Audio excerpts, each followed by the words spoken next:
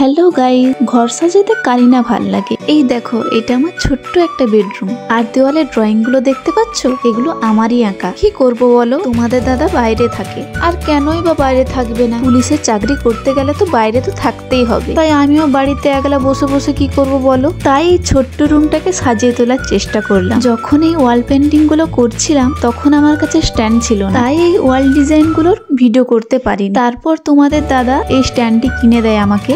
তখন আমি এই গাছটি আঁকছিলাম, তো গাছটা আঁকা আমার কমপ্লিট হয়নি, তাই এই ভিডিওটি তোমাদেরকে দিতে পেরেছি। আমি ছোটবেলায় ছবি আঁকা শিখিনি, নিজের চেষ্টায় যতটা পেরেছি করেছি। তোমাদের যদি এই ওয়াল ডিজাইন গুলো ভালো লেগে থাকে আমাকে কমেন্ট করে জানিও কিন্তু। আর তোমাদের যদি কোনো ছবি আঁকার আবদার থেকে থাকে, সেটা আমি অবশ্যই আঁকার চেষ্টা করব। এই গাছের ছবিটি কমপ্লিট করতে আমার 2 দিন সময় লেগেছিল। তোমরা ভাববে অনেক তাড়াতাড়ি আঁকা হয়ে যাচ্ছে, কিন্তু না।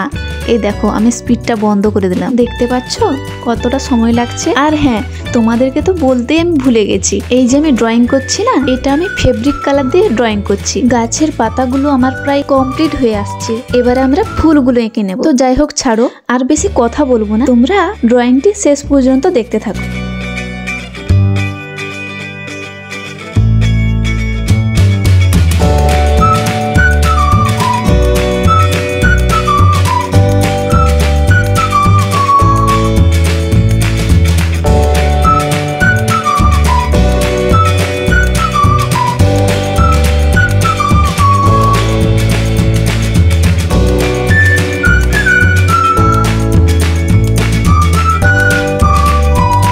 এবারে ফাইনাল লুকটা দেখে নাও তোমরা। তোমাদের কেমন লাগলো কমেন্ট করে জানিও কিন্তু।